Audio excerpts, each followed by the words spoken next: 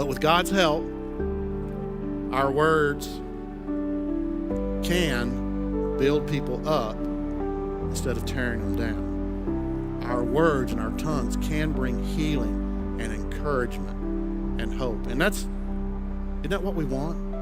Isn't that what we want? Our words can build people up, or they can burn people down. Our words can be constructive, or they can be destructive.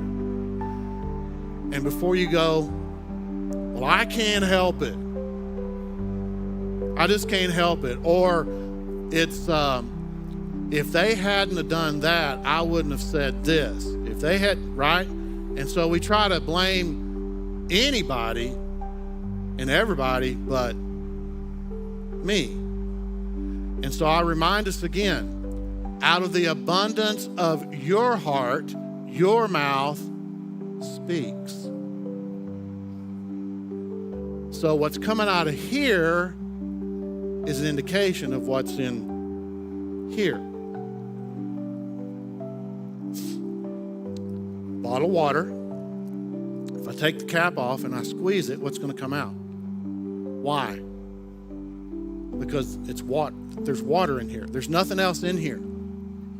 Just water. And so when your heart gets squeezed, in whatever the situation may be, and out it comes, guess why that came out of there? Because that's what's in there. Does that make sense? And here's the thing. James says we can control that. So we have to be really careful about what we're putting in here, right? Again, your word I have hidden in my heart so that I will not sin against you. Enough about words and tongue.